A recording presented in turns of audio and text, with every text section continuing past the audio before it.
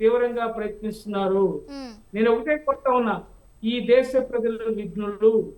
ఈ పాంచ్ పటాక 5 రాష్ట్రాల్లో బీజేపీకి వ్యతిరేకంగా మరి ప్రజలు తీర్పు ఇవ్వబోతున్నారు. ఇది ఉమ్, వాస్తవం. ఎందుకంటే ఇప్పటిదాకా 12 సంవత్సరాల పరిపాలన చూశారు. ఉమ్, వీళ్ళు జిమ్మిక్కులు చూస్తారు.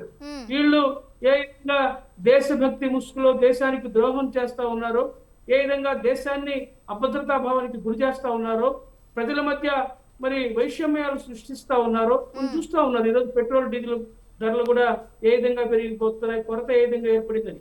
ఈరోజు ఎన్నికలు అయిపోయిపోయి ఇంకా రేపటి నుంచి ధరల మోత మనం ఎలాగైనా భరించాల్సిందే. ఉమ్. ఎక్కడ కూడా ఈ యొక్క ప్రధానమంత్రి గారు మరి ట్రంప్ గారికి సరెండర్ అయిపోయాడు, సరెండర్ పిఎం అయిపోయాడు. మనం చూస్తున్నటువంటి పరిస్థితులు ఈ రోజు. ఉమ్, ఎందుకంటే ఇంత దుర్మార్గంగా ఉమ్. మాటలేమో మరి ఎక్కడ భారతదేశంలో పెట్రోల్ డీజిల్ కొరత లేనటువంటి పరిస్థితి. ఈరోజు ఏ విధంగా ఇబ్బంది పడతా ఉన్నామో మనం చూస్తా ఉన్నాం. ఓకే. ఉమ్, ఇంతకంటే దుర్మార్గం లేదు. ఎందుకంటే వీళ్ళు కేవలం బీజేపీ వాళ్ళు మాటలతోటి ఉమ్. ప్రజల్ని మభ్యించేటువంటి పరిస్థితులు. కాంగ్రెస్ తో లేకపోతే నెహ్రూ హయాం నుంచి కాంగ్రెస్ ఈ దేశానికి నష్టం చేస్తుందని చెప్పి దుష్ప్రచారం, గోబెల్స్ ప్రచారం చేయడం తప్ప ఏం చేశారు ఈ 12 సంవత్సరాల్లో? ఒక ఉమ్, నిర్మాణాత్మకటువంటి కార్యక్రమం, ఒక ఉమ్, అభివృద్ధి సంబంధించిన కార్యక్రమం ఏదో ఉమ్, ఒక మాట చెప్పండి. ఉమ్. ఎక్కడా లేదు. మాట్లాడితే ఆయనకు ఊకదంపుడు ఉపయోగించడంతో తప్ప ఉమ్. నేను ఒకటే. రైట్. ఓకే. జునుగురు శ్రీనివాస్ గారు, ఇప్పుడు ముఖ్యంగా చూసుకుంటే బెంగాల్ నుండి పుదుచ్చేరి వరకు కూడా, అదేవిధంగా అస్సాం నుండి కేరళ వరకు మరి ఓటర్ తన తీర్పునైతే ఈవీఎంలలో నిక్షిప్తం చేశారు. ముఖ్యంగా అసలు ఓటర్ నాడి ఏ విధంగా ఉంది అనుకోవాలి? నిజంగానే ఇప్పుడు పశ్చిమ బెంగాల్లో చూసుకుంటే మళ్ళీ దీదికి పట్టం కట్టే అవకాశం కనిపిస్తుందా, లేదంటే ప్రజలు కూడా మరి మార్పును కోరుకుంటున్నారు అనుకోవచ్చా?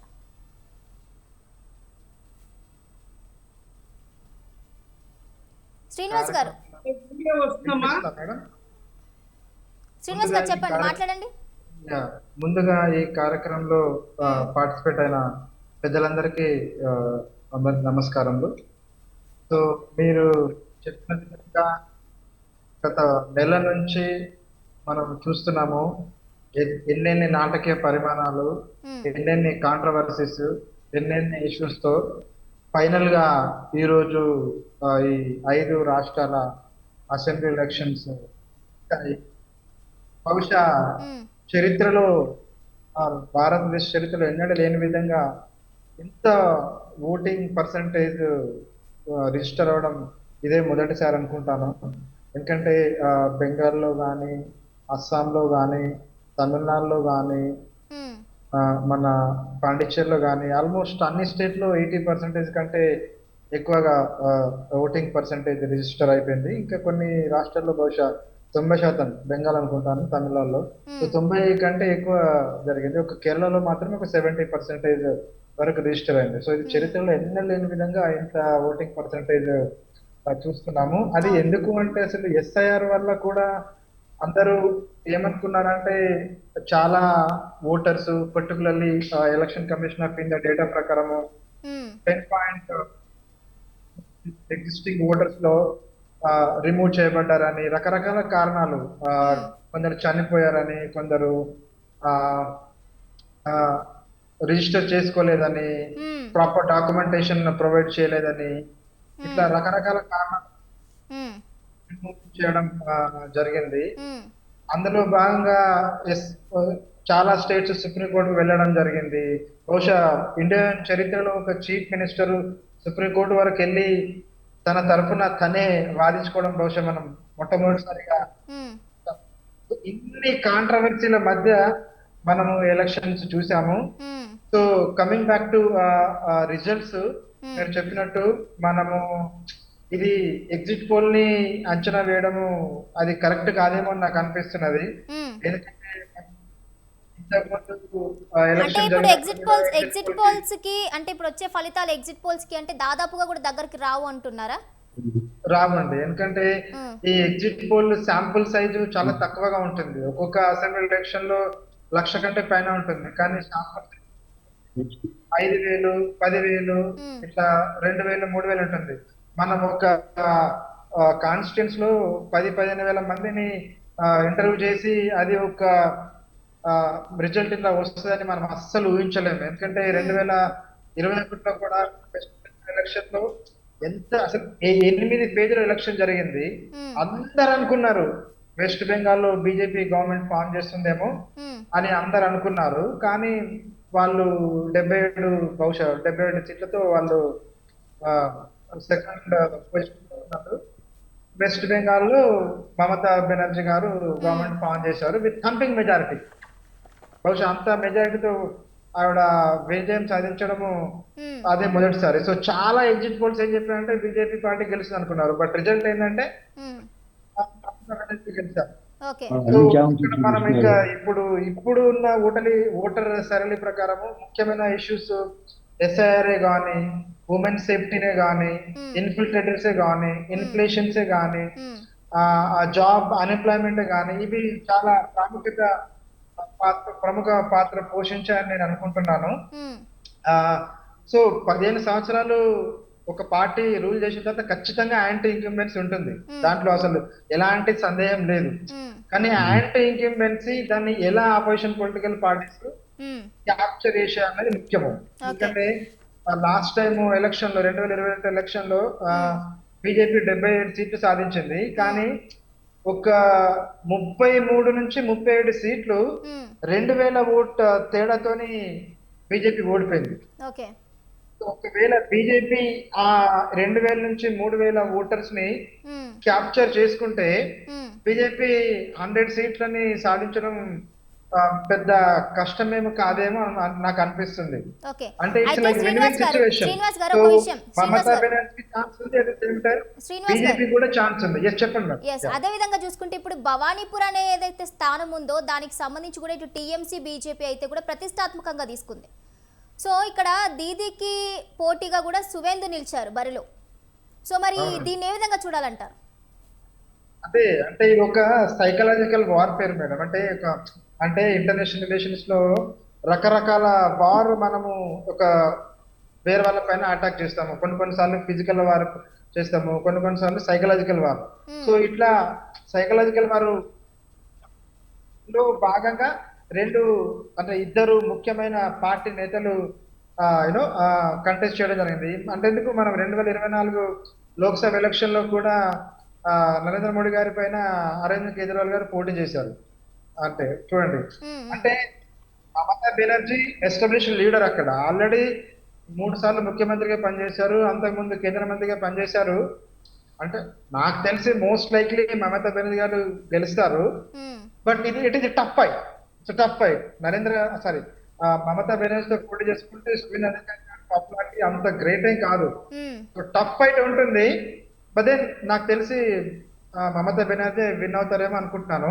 సో ఓవరాల్ గా వెస్ట్ బెంగాల్ ఎలక్షన్ లో బీజేపీ ఛాన్సెస్ కూడా మనమే కుట్టి పారేయలేము.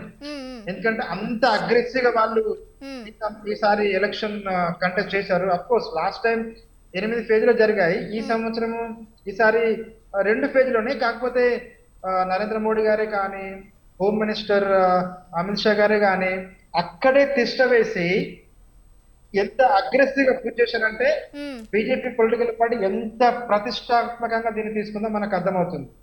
సో వాళ్ళ ప్రజెన్స్ ఓటర్ నాడిని ఖచ్చితంగా ఇన్ఫ్లుయెన్స్ చేస్తుంది.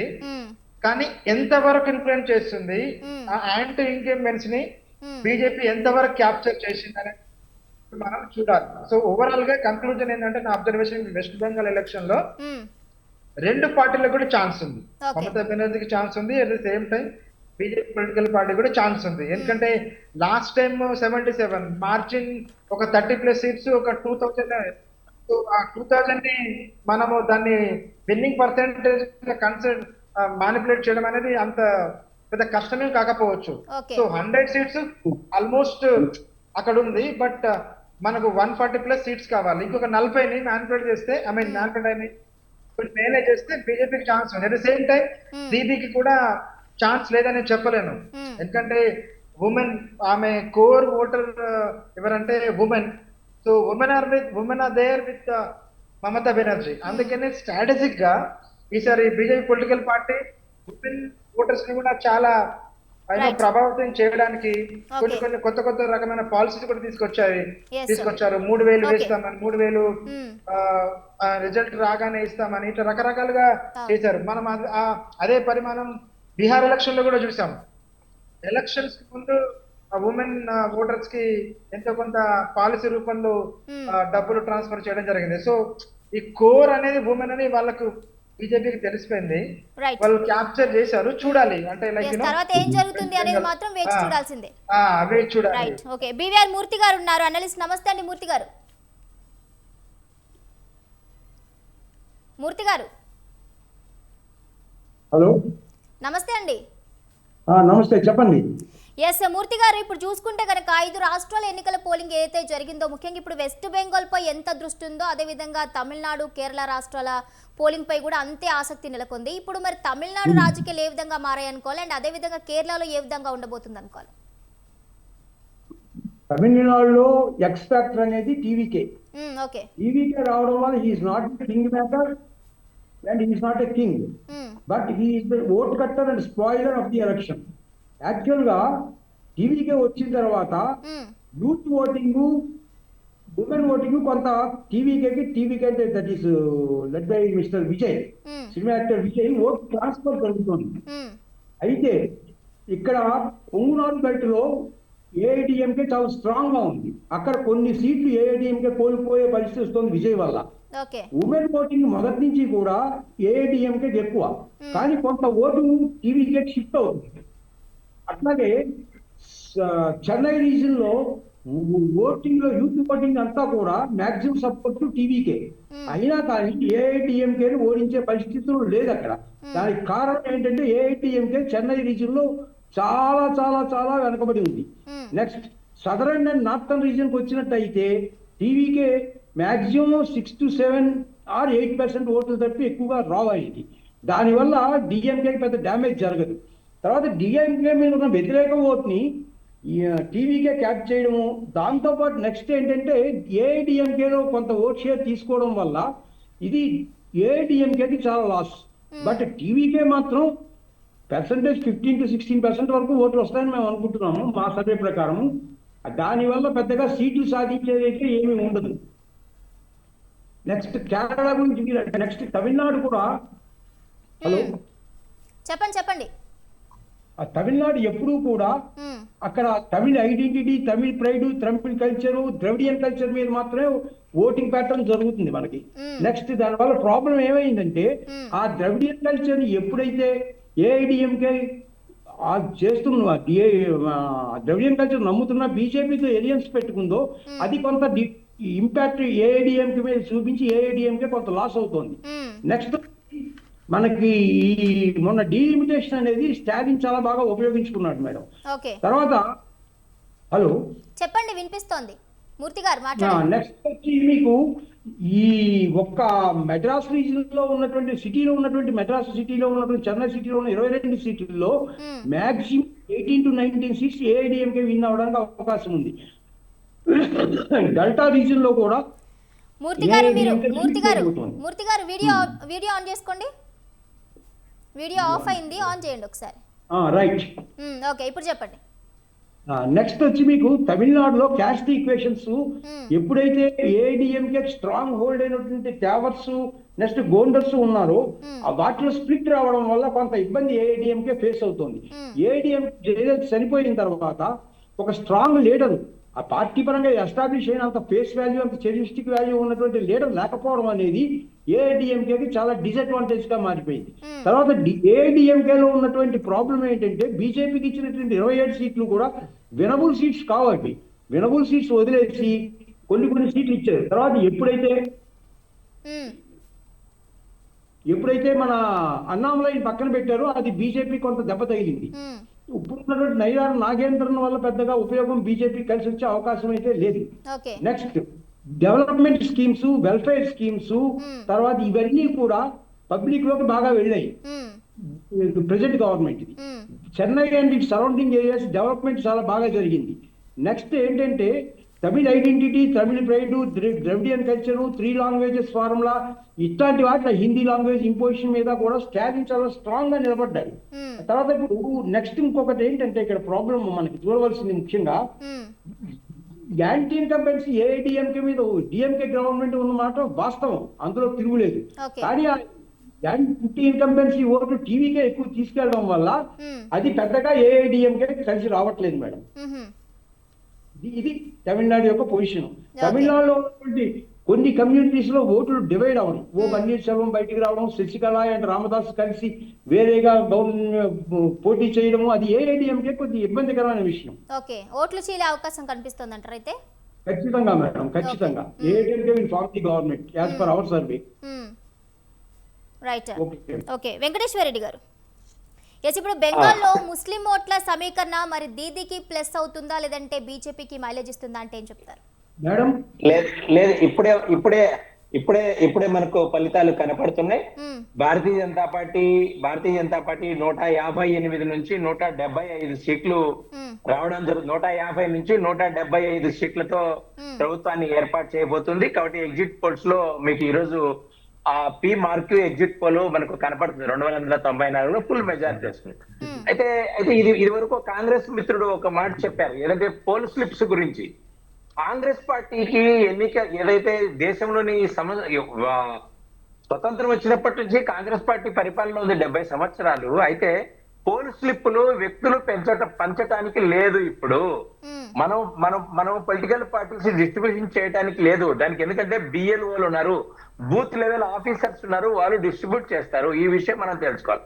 అదేవిధంగా ఇంకొక విషయం కూడా వారు చెప్పారు, నరేంద్ర మోడీ గారి నాయకత్వాన్ని దేశాన్ని కించపరిచే విధంగా మాట్లాడారు. ఎవరు రాహుల్ గాంధీ గారు ఎప్పుడు విదేశాల్లోకి వెళ్లి మాట్లాడతారు. అదే విధంగా ఈ రోజు ఇదే రాహుల్ గాంధీ గారు ఎన్ని ఫ్లైట్లు కూలాయని ఆపరేషన్ సింధూర్ లో క్వశ్చన్ చేశారు భారత ప్రభుత్వాన్ని. అదే ఈ రోజు అమెరికాలో ఇరాన్ తో యుద్ధం చేస్తున్నట్టు సందర్భంలో ట్రిలియన్ కోట్ల రూపాయల నష్టం జరిగింది. ఆ దేశంలోని ప్రతిపక్షాలు ఎవరు మాట్లాడటం లేదు. దేశాన్ని ఈ యుద్ధ సమయంలో సమర్థిస్తున్నటువంటి పరిస్థితి. కాబట్టి కాంగ్రెస్ పరిస్థితి ఏంటంటే ఆయిల్ విషయంలో కానీ ఎన్నికల సంస్కరణల విషయంలో కానీ వారి అధికారంలో ఉంటే ఒక్క సంతృష్టీకరణ రాజకీయాలు లేనప్పుడు ఈ దేశాన్ని విదేశాలకు వెళ్లి విమర్శించే తీరు వల్లనే ఈ రోజు కాంగ్రెస్ పార్టీకి ఈ స్థితి వచ్చింది. ఇంకా మనం తిరిగి ఇప్పుడు జరుగుతున్నటువంటి విషయాలతో మనం మాట్లాడుకుంటే మనకు స్పష్టంగా కనపడుతున్నాయి ఎగ్జిట్ పోల్స్ లో. ఇప్పుడు మనకు చాలా ప్రఖ్యాత సంస్థ మనకు పిఎంఆర్పి ఎగ్జిట్ పోల్ మార్పు వస్తుంది. కాబట్టి దాన్ని మనం పరిగణలోకి తీసుకోవాలి. అదేవిధంగా పశ్చిమ బెంగాల్ ప్రభుత్వం కానీ ఇప్పుడు కేరళలో కానీ తమిళనాడులో కానీ ఇదివరకు పెద్దలు విశ్లేషకులు చెప్పారు, వారు క్షేత్రస్థాయిలో పర్యటించినట్టు. ఎందుకంటే నేను ఆ ఎలక్షన్స్ 45 రోజుల పాటు తమిళనాడులో నేను ఎన్నికలను క్షేత్రస్థాయిలో పరిశీలించడం జరిగింది, కొన్ని జిల్లాలు కూడా. ఎందుకంటే తమిళనాడులో శాంతి భద్రతలు గాని, గంజాయి డ్రగ్స్ గాని, తర్వాత పరిశ్రమలు అక్కడి నుంచి వెళ్లిపోవడం గాని, కింద తర్వాత కల్తీ సారాతో ఆ గడిచిన 5 సంవత్సరాల్లో వందలాది మంది చనిపోయారు. లాకప్ డెత్లలో చివరికి పోలీసులు కూడా మీరు గమనించారు, ఉరిశిక్ష పడింది లాకప్ డెత్లకు సంబంధించి. అదే విధంగా శాంతి భద్రతలు ఏ మాత్రము సరిగా లేవు. తర్వాత భూములు రైలు చేసుకుంటున్నారు, రిజిస్ట్రేషన్లు చేసుకుంటున్నారు. కాబట్టి ఈ ఎన్నికలలో మేము ఓటు అడిగింది ఏంటంటే ఇదే డిఎంకే యొక్క రౌడీయిజం, వారి యొక్క అవినీతి ప్రభుత్వము. మేము ఏ సంక్షేమ పథకాలనైనా కూడా ఇస్తూనే డబుల్ ఇంజిన్ సర్కార్ వస్తే ఈ ప్రాంతంలో మేము అభివృద్ధి చేస్తామని చెప్పారు. సేమ్ కేరళలో కూడా అంతే. కేరళలో ఏంటంటే 47% క్రిస్టియన్స్ తర్వాత ముస్లింస్ ఓట్లు. మిగతా ఓట్లలో ఈ కాంగ్రెస్ కమ్యూనిస్టులు విచిత్రంగా వాళ్ళు ఇండిక్యూటివ్ లో ఉండి లెఫ్ట్ యూడిఎఫ్ లాగా వాళ్ళు ఫైట్ చేస్తా ఉన్నారు. ఢిల్లీలోనేమో దోస్తీ, గల్లీలోనేమో వాళ్ళు ఫైట్ చేస్తా ఉన్నారు. ఈ రాజకీయాలు ఎవరికి తెలియదు చెప్పండి, ఎవరికి తెలియదు? చూడండి స్పష్టంగా ఇప్పుడు అస్సాంలో కూడా మా గవర్నమెంట్ 82 నుంచి 94 రాబడుతుంది. కాంగ్రెస్ 30 నుంచి 40 మాత్రమే రాబోతున్నాయి. కాబట్టి తమిళనాడులో కూడా ఏఐడిఎంకే నేతృత్వంలోని మా ఎన్డీఏ అధికారాన్ని చేపట్టబోతుంది. ఇంకా 5కు 5 ఒక ఎక్సెప్ట్ కేరళలో గణనీయమైన స్థానాల్లో భారతీయ జనతా పార్టీ సాధించబోతుంది. అదే విధంగా తమిళనాడులో మా ప్రభుత్వం ఏర్పాటు కాబోతుంది. అదే విధంగా పశ్చిమ బెంగాల్లో కానీ అస్సాంలో కానీ పాండిచ్చేరిలో కూడా ఎన్డీఏ ప్రభుత్వం ఏర్పాటు కాబట్టి ఈ రోజు జరిగిన పోలింగ్ లో దీది కొన్ని వ్యాఖ్యలు చేయడం జరిగింది. ఏంటి అంటే కొన్ని చోట్ల రిగ్గింగ్ జరిగింది అని, అండ్ అదే విధంగా చూసుకుంటే అసలు ఇలాంటి సందర్భాలు ప్రజాస్వామ్యంలో నేను ఎప్పుడు చూడలేదు అని చెప్పి. అండ్ ఇంకొక విషయం ఏంటి అని అంటే కూడా ఇక్కడ కేంద్ర బలగాలు కానివ్వండి లేదంటే అధికారులు కానివ్వండి మొత్తంగా బీజేపీకే సపోర్ట్ గా ఉన్నారు అంటూ కూడా ఆమె కొన్ని వ్యాఖ్యలు చేయడం జరిగింది. ఎక్కడైతే భవానీపూర్ లో ఆమె ఓటు వినియోగించుకోవడానికి వచ్చినప్పుడు చెప్తాను. భవానీపూర్ లో 217 polling booth number, 2018 polling booth లో టీఎంసీ కార్యకర్తలు ఆపై దాన్ని మొత్తం క్యాప్చర్ చేశారు, booth capturing. Bharatiya Janata party కార్యకర్త, మా ప్రతిపక్ష నాయకుడు తమిళనాడులో, మన పశ్చిమ బెంగాల్లో ఆయన లాస్ట్ కు పోరాటం చేయవలసి వస్తుంది. ఇప్పుడు ఇక్కడ చూడండి, మమతా బెనర్జీ గారు ఎప్పుడు చెప్పినా కూడా ఆ రోజు ఏం చెప్తారో ఈ రోజు దాన్ని వ్యతిరేకిస్తారు. ఒక రోజు సమర్శిస్తారు, దాన్ని వ్యతిరేకిస్తారు. ఇక్కడ చూడండి, లాస్ట్ టైం 8 సార్లు చెప్పా, 8 సార్లు పోలింగ్ జరిగింది, 8 విడుదలగా. మీకు ఒక చిన్న విషయం చెప్తాను దీంట్లో, మీకు చిన్న విషయం. మమతా బెనర్జీ యొక్క రాజకీయం, మీకు మొత్తం ఓట్లన్నీ కూడా చాలా తక్కువ ఉంటాయి. ఎక్కడుంటాయి? మన పోర్ట్ అండమాన్ నికోబార్ దీవులు. వాళ్ళందరినీ తీసుకొచ్చి ఓట్లు వేసింది. ఇక్కడ నిన్న SIR లో ఓట్లన్నీ మొత్తం తీసేశారు. ఎవరైతే చనిపోయారు కానీ, డబుల్ ఎంట్రీ ఉన్నవారు కానీ, వలస వెళ్ళేవారు కానీ. కాబట్టి ఈ రోజు ఓటర్ లిస్ట్ ను మనము స్వచ్ఛ భారత్ చేయడం జరిగింది. ఎవరైతే 8 సంవత్సరాల పడి దాన్ని సరిగా క్లీన్ చేయకోకుండా ఉన్న పరిస్థితిని ఈ రోజు ఎన్నికల కమిషన్ చేసింది. ఎన్నికల కమిషన్ కు రాజ్యాంగం హక్కు కల్పించింది. మీతో మన ఒక మిత్రుడు చెప్పారు, ఏమన్నారంటే పశ్చిమ బెంగాల్ ముఖ్యమంత్రి గారు సుప్రీంకోర్టులో వాదించారని. ఆమె సాధించింది ఏముంది? సుప్రీంకోర్టు కూడా ఆమె లేదంటే ఇంకొక మాట మాట్లాడుతుందని అవకాశం కల్పించారు. ఏం జరిగింది చెప్పండి? ఇప్పుడు ఎవరన్నా ఎన్నికల కమిషన్ సర్వస్వతంత్ర సంస్థ. ప్రపంచంలోని అన్ని సంస్థలు కూడా, ఎన్నికల సంస్థలు కూడా ఈ రోజు అక్కడ గమనించే పరిస్థితి కనిపిస్తుంది. మన ఈసీని, ఎన్నికల కమిషన్ ని అభినందిస్తుంటే ఈ రోజు వీరు ఎన్నికల కమిషన్ కు వ్యతిరేకంగా మాట్లాడడం రాజ్యాంగాన్ని, డెమోక్రసీని తక్కువగా చేయటమే. ఎందుకంటే చూడండి, కాంగ్రెస్ పార్టీకి కానీ, మమతా బెనర్జీ కానీ, మిగతా ఈ దేశంలోని కమ్యూనిస్టులు కూడా భారతీయ జనతా పార్టీ ఒకటే విజ్ఞప్తి చేయదలుచుకుంది. మీరు ఏదన్నా మాట్లాడితే భారతీయ జనతా పార్టీని మాట్లాడండి. ఈ దేశంలోని సంస్థలను తప్పుగా చేయొద్దండి. ఎందుకంటే అది ప్రజాస్వామ్యానికే చేట వస్తుంది. ఎందుకంటే గడిచిన 70 సంవత్సరాలుగా ఈ దేశంలో చిన్నగా మనం ప్రజాస్వామ్యాన్ని బలోపేతం చేసుకుంటూ వెళ్తూ ఉన్న క్రమంలో వీరు అధికారుల మనోస్థైర్యాన్ని దెబ్బతీసే ప్రయత్నం చేస్తారు. ఈరోజు బూత్ క్యాప్చరింగ్ ఎవరు పాల్పడ్డారు? కమ్యూనిస్టులకు సంబంధించిన కోటలో ఇదివరకు కమ్యూనిస్టులు ఏం చెప్పారు? కమ్యూనిస్టుల అధికారంలో కూడా మమతా బెనర్జీ చెప్పింది. ఇప్పుడేమో మమతా బెనర్జీ మీద కమ్యూనిస్టులు చెప్తున్నారు. ఇప్పుడు మమతా బెనర్జీ భారతీయ జనతా పార్టీ మీద చేయాలి. తర్వాత ఇంకొక మిత్రుడు కాంగ్రెస్ పార్టీ, నరేంద్ర మోడీ గారు కానీ, అమిత్ షా గారు కానీ ఆ ప్రాంతంలో ఉన్నారు. ఖచ్చితంగా భారతీయ జనతా పార్టీ ఏం సన్యాసులు కాదు. ఈ దేశంలో అధికారం ఇచ్చి ప్రజలను ఏదైతే చక్కగా పరిపాలన చేయడానికి, వారికి మంచి పరిపాలన ఇవ్వడానికి అవకాశం ఏదైతే ఇస్తారో వాటన్నింటినీ కూడా ఖచ్చితంగా భారతీయ జనతా పార్టీ సద్వినియోగం చేసుకుంటుంది. కాబట్టి క్షేత్రస్థాయిలో మాకున్న హక్కు. అమిత్ షా గారు కూడా పర్యటన చేస్తారు, మిగతా నరేంద్ర మోడీ గారు కూడా పర్యటన చేస్తారు. ఎవరు కూడా ఎలక్షన్ అయిపోయిన తర్వాత ఉండరు కదా. ఆ పక్క రెండు చాట్లు జరుగుతూ ఉంటే అటు సైడ్ ఈ సైడ్ ఉన్నారు, ఇటు సైడ్ కాదని చెప్పండి, కాదు కదా. అమిత్ షా గారిని తప్పు పట్టడమే కాదు, ఇదే మమతా బెనర్జీ గారు లాస్ట్ టైం ఏం చేశారు? బూత్ క్యాప్చరింగ్ చేశారు. భవానీపూర్ లో ఓడిపోయారు. ఇదివరకు నందిగ్రామంలో సురేంద్ర అధికారి మీద ఫైట్ చేసి 5 సార్లు కౌంటింగ్ చేయించింది. 4000 ఓట్ల తేడాతో ఓడిపోయింది. నందిగ్రామంలో మనకందరికీ తెలుసు, ఎందుకు తెలియదు? నానో కార్లు వస్తూ ఉంటే పరిశ్రమనంతా చేసింది, చాలా పెద్ద ఉద్యమాలు వచ్చి దాన్ని సాకుగా చెప్పుకుని ఆమె అధికారంలో వచ్చింది. అదే ఊర్లో ఆమె ఓడిపోయింది. ఈరోజు ఏం సమాధానం చెప్తారు? అంటే ప్రజలు మమతా బెనర్జీ గారి యొక్క పరిపాలనను తిరస్కరించారు. కాబట్టి ఈ రోజు భారతీయ జనతా పార్టీకి రిజల్ట్ గానీ మిగతా రావడం కూడా జరుగుతుంది. ఈ తర్వాత ఇక్కడ కూడా మనకు ఇక్కడ వెంకటేశ్వర రెడ్డి గారు ఇప్పుడు డిబేట్ లో షార్ట్ బ్రేక్ తీసుకుందాం. వెంకటేశ్వర రెడ్డి అన్నట్లుగా కూడా చెప్పుకోవచ్చు మనం. ఇప్పుడు షేక్ సైదా గారు, అస్సాంలో మిత్రపక్షాల బలం మరి ఏ పార్టీ యొక్క విజయావకాశాలు దెబ్బతీసే అవకాశం కనిపిస్తుంది అనుకోవచ్చు?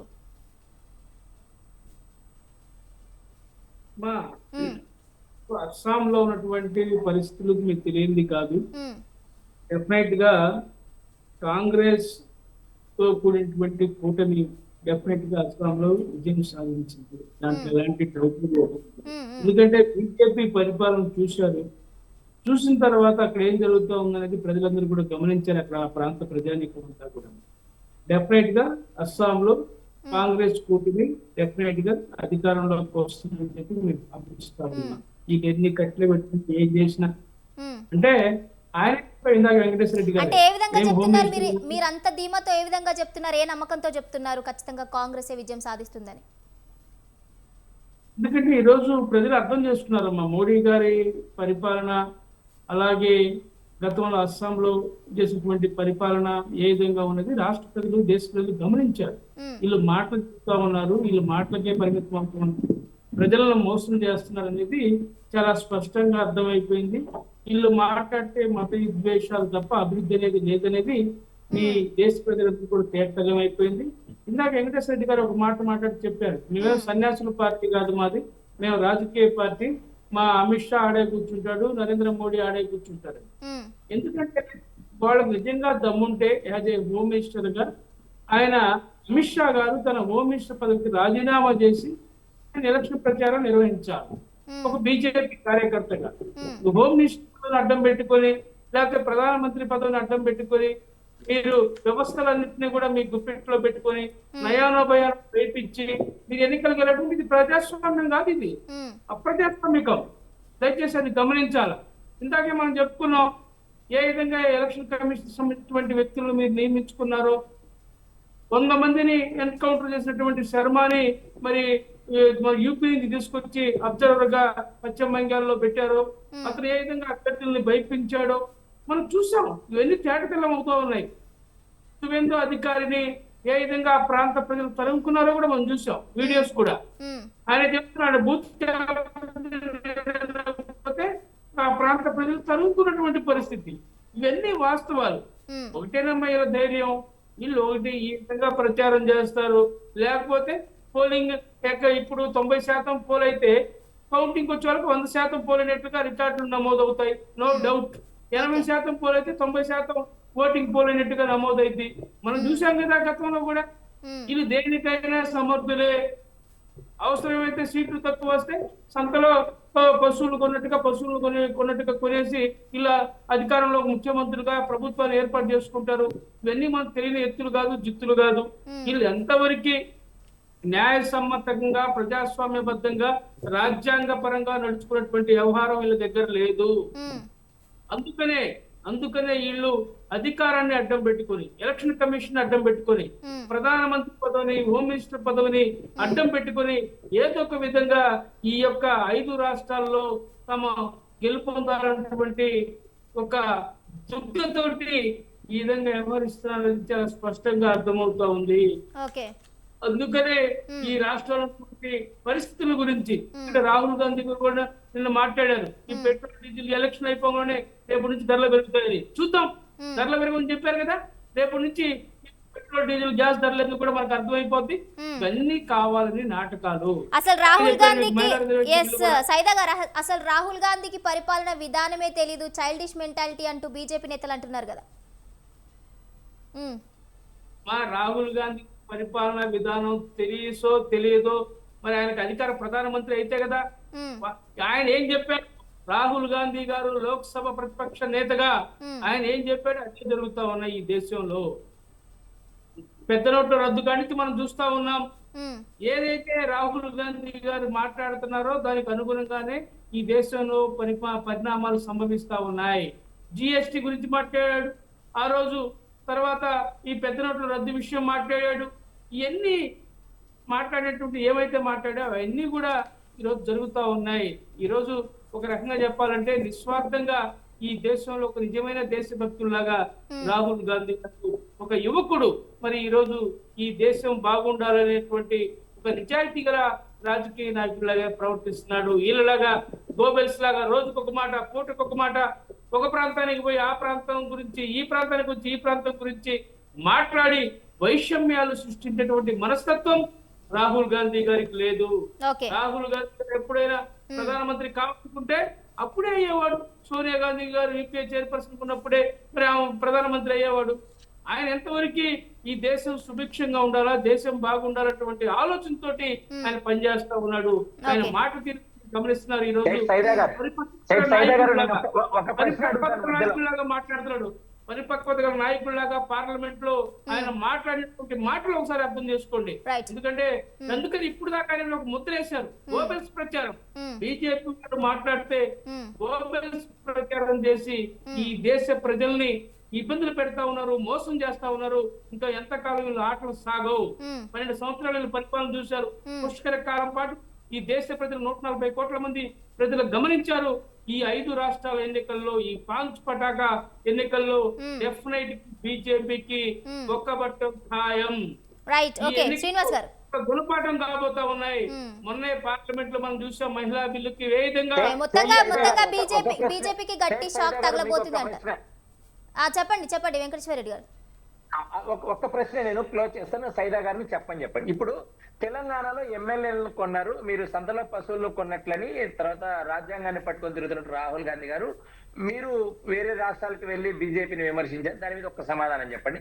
తర్వాత రెండవ మాట, తర్వాత మీరు ఇప్పుడు తెలంగాణలో ఎన్నికలు జరిగాయి, రేవంత్ రెడ్డి గారు ఏది మున్సిపల్ ఎన్నికలు బై ఎలక్షన్ జరిగాయి, ముఖ్యమంత్రి రేవంత్ రెడ్డి గారు రాజీనామా చేసి వెళ్ళారా, దానికి ఒక సమాధానం చెప్పండి. ఇంకొక ప్రశ్న, కేరళలో ఇప్పుడు మీకు అనుకూలంగా ఎన్నికలు వస్తే మీరు బూత్ క్యాప్చరింగ్ చేశారని మీరు ఒప్పుకుంటారా? తెలంగాణలో పశ్చిమ బెంగాల్లో మాకు వచ్చిందని చెప్పారు. తర్వాత మీరు ఈ మూడు విషయాలకు ఒక్కసారి సమాధానం చెప్పండి, సరిపోతుంది.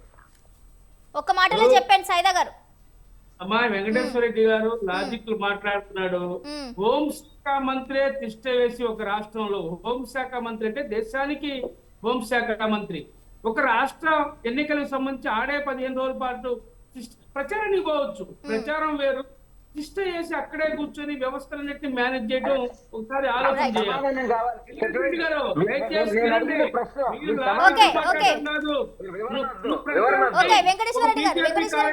ప్రచారం చేసుకుని రా, కానీ నువ్వు ఆ రాష్ట్రంలో కూర్చొని ఆ వ్యవస్థలన్నింటి మీద నువ్వు కంట్రోల్ చేసి నీ ఇష్టానుసారం చేస్తే ఏమనుకుంటారు మీరు?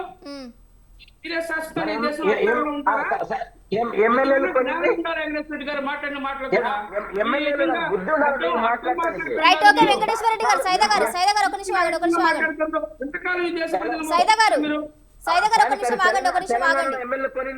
తెలంగాణలో ఎమ్మెల్యేలు కొరింది చెప్పండి, ఎట్లా కొన్నారు మీరు?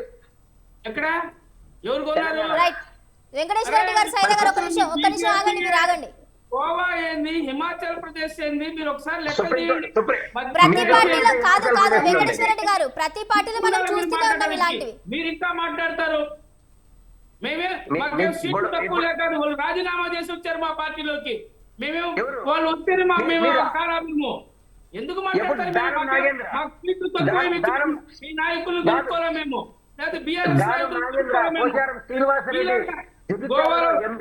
గోవాలో ఏం చేశారు, కర్ణాటకలో ఏం చేశారు, హిమాచల్ ప్రదేశ్ లో ఏం చేశారు, మధ్యప్రదేశ్ లో ఏం చేశారు? చెప్పండి. దానం నాగేంద్ర కిషన్ రెడ్డి గారి మీద పోటీ చేశారు పార్లమెంట్ ఎన్నికల్లో, మరి ఆయన పెట్టుకున్నారు. మీరు కాంగ్రెస్ పార్టీ నుంచి కాంగ్రెస్ పార్టీ బీఫామ్ ఇచ్చారు. ఈ విషయం దీనికి చెప్పండి, ఎట్లా అవుతుంది మరి? మీరు చెప్పండి, అది చెప్పండి. మీరు ముందు ఆ నుంచి వెళ్దాం. మీరు అదే ప్రశ్న చెప్పండి. పార్లమెంట్ మీద పోటీ చేశారు, మీరు ఎట్లా చెప్తారు చెప్పండి. వెంకటేశ్వర రెడ్డి గారు ఒక్క నిమిషం. మనకి సమయం తక్కువగా ఉంది. శ్రీనివాస్ గారిని కంక్లూజన్ తీసుకుందాం. శ్రీనివాస్ గారు, ఇప్పుడు చూసుకుంటే మహిళా ఓటర్ల ప్రభావం ఈ 5 రాష్ట్రాల్లో ఎవరికి లాభించే అవకాశం కనిపిస్తోంది అనుకోవచ్చు? తప్పకుండా అండి, మహిళా ఓటర్స్ ప్రభావం ఆల్మోస్ట్ అన్ని స్టేట్స్ లో ఉంటుంది. వాళ్ళు నాకు తెలిసి ఎవరికి ఫేవర్ గా ఉంటారో ఆ పార్టీ విజయం సాధించబోతుంది. మళ్ళీ ఇంకోటి మనం అబ్జర్వ్ చేయాల్సిన విషయం ఏంటంటే, ఈసారి జరిగిన ఎలక్షన్ చాలా ఉత్కంఠంగా, చాలా టఫ్ గా జరిగాయి. వెస్ట్ బెంగాల్లో కానీ, తమిళనాడులో కానీ, కేరళలో కానీ, అస్సాంలో కానీ. సో విన్నింగ్ మార్జిన్ అనేది చాలా తక్కువ ఉంటుందండి. ఇంతకుముందు లాగా ఏదో 20,000, 30,000, 50,000, 60,000 కాకుండా 2-3 వేల ఓట్లతో ఓడిపోయే క్యాండిడేట్లు చాలా మంది ఉంటారు. ఎందుకంటే ఫర్ ఎగ్జాంపుల్ తమిళనాడే చూసుకోండి, దాంట్లో టీవీకే పార్టీ కానీ, సీమాన్ పార్టీ కూడా మనం తక్కువ అంచనా చేయకూడదు. ఎందుకంటే తను ఎడ్యుకేటెడ్, చాలా అగ్రెసివ్ గా తను కూడా ప్రచారం చేశారు. సో ఈ 10-15% ఇది ఉండడం వల్ల అది మరి ఏఐడిఎంకి బెనిఫిట్ అవుతుందా, లేకుంటే డిఎంకేకి బెనిఫిట్ అవుతుందా, కాంగ్రెస్ ఆధ్వర్యంలో జరిగింది అది చూసుకోవాలి. అట్లాగే కేరళలో కూడా మనం ఊహించినంత ఈజీగా ఎలక్షన్ ఈసారి ఏమీ జరగలేదు. విజయన్ గారు కూడా చాలా టఫ్ ఫైట్ ఇచ్చారు. కాంగ్రెస్ కి, యూడిఎఫ్ కి, ఎల్డిఎఫ్ కి విన్నింగ్ మార్జిన్ కూడా పెద్దగా ఏమి ఉండకపోవచ్చు నాకు తెలిసి. సో 1-2% తోనే ఈ సీట్ల భవిష్యత్ అనేది చాలా మారిపోతుంది.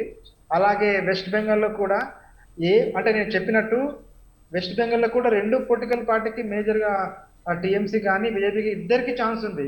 కానీ ఎవరు గెలిచినా కానీ విన్నింగ్ మార్జిన్ అనేది చాలా తక్కువ ఉంటుంది. అది మనం గమనించాల్సి ఉంటుంది. ఎందుకంటే లాస్ట్ టైము బీజేపీకి టీఎంసీకి విన్నింగ్ మార్జిన్ అనేది ఒక 30,000+ ఓటింగ్ పర్సెంటేజ్ ఉంది, 30,000+ ఓటర్స్ తోని. కానీ ఈసారి అంతగా ఉండకపోవచ్చు. ఎందుకంటే 15 years రూల్ చేసిన తర్వాత తమిళనాడులో కానీ, వెస్ట్ బెంగాల్లో కానీ యాంటీ ఇండిపెండెన్స్ తప్పకుండా ఉంటుంది.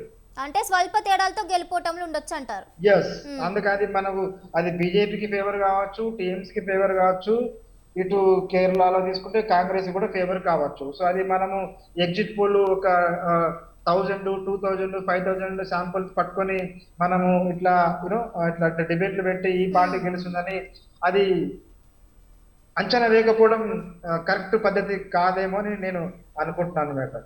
ఓకే, చెప్పండి వెంకటేశ్వర రెడ్డి గారు, ఫైనల్ గా మీ కంక్లూజన్ ఏంటి?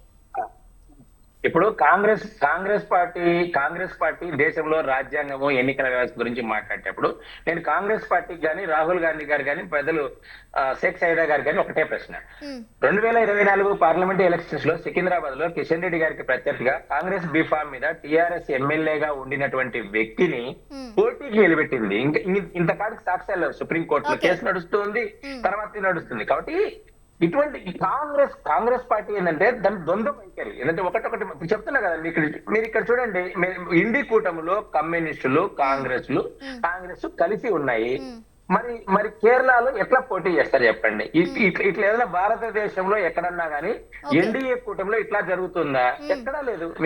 మీకు తమిళనాడు తీసుకున్నా, తర్వాత అస్సాంలో తీసుకున్నా, పశ్చిమ బెంగాల్లో తీసుకున్నా, ఎక్కడా లేదు. కాంగ్రెస్ ఎన్డీఏ కేరళలో క్వశ్చన్ కి సైదా గారు ఆన్సర్ ఇస్తారు 1 minute లో, మనకి ఎక్కువ టైం లేదు. చెప్పండి సైదా గారు, వెంకటేశ్వర రెడ్డి గారు కంక్లూజన్ ఈజ్ ఇంపార్టెంట్, చెప్పండి. మా వెంకటేశ్వర రెడ్డి అన్న చెప్తా ఉన్నాడు ఆ దానం నాగేంద్ర గారి గురించి. ఎందుకంటే మీరు గమనించాల, ఇక్కడ విషయాలు ఆయన బీఆర్ఎస్ పార్టీ నుంచి పోటీ చేశాడు. పోటీ చేసిన తర్వాత మేమేనా ఆయన దానం నాగేంద్ర గారు రాగానే మేము ముఖ్యమంత్రి కాలేదు కదా మా రేవంత్ రెడ్డి గారు. దయచేసి ఇక్కడ గమనించాలి, మాకు ఏదైనా సీట్లు తక్కువ ఉంటే మేము తీసుకొచ్చుకొని మా పార్టీలో చేర్చుకొని మేము ఏదైనా ముఖ్యమంత్రి పేరుతో వెలగబెడితే అది మా తప్పు. కానీ మీరు చేసింది ఏంటి? గోవాని మీకు ఎన్ని సీట్లు వచ్చాయి, మీరు ఏ విధంగా అక్కడ ప్రభుత్వాన్ని ఏర్పాటు చేశారు, కర్ణాటకలో అదే విధంగా చేశారు, హిమాచల్ ప్రదేశ్ లో అట్నే చేశారు, మధ్యప్రదేశ్ లో గతంలో అట్నే చేశారు. ఈ పరిస్థితి మీ చరిత్ర అంతా కూడా అవినీతిమయం, అక్రమాలు. ఎలక్షన్ లో మీరు ఈవీఎం ట్యాంపరింగ్, మీ బతుకులన్నీ కూడా మీరు మాట్లాడతారు రాజకీయ కాంగ్రెస్ గురించి. థ్యాంక్ యూ సైదా గారు, అండ్ అదేవిధంగా శ్రీనివాసరావు గారు, అండ్ అదేవిధంగా చూసుకుంటే వెంకటేశ్వర రెడ్డి గారు, బివిఆర్ మూర్తి గారు, థ్యాంక్ యూ సో మచ్ అండి డిబేట్లో పాల్గొని మీ యొక్క అభిప్రాయాన్ని వ్యక్తపరిచినందుకు. ఇక మొత్తంగా 5 రాష్ట్రాల ఎన్నికల సమరం అయితే ముగిసింది. అయితే ఖచ్చితంగా ఇప్పుడు మరి 5 రాష్ట్రాల భవితవ్యం ఏ విధంగా ఉండబోతుంది అనేది మరికొద్ది రోజుల్లో అయితే కూడా తేలబోతుంది. అప్పటి వరకు కూడా మనం వేచి చూడాల్సిందే. చూసారు కదండి, ఇది వాళ్ళ అంశం. మరో అంశంతో మళ్ళీ కలుద్దాం. అంటే కీప్ వాచింగ్ స్వతంత్ర.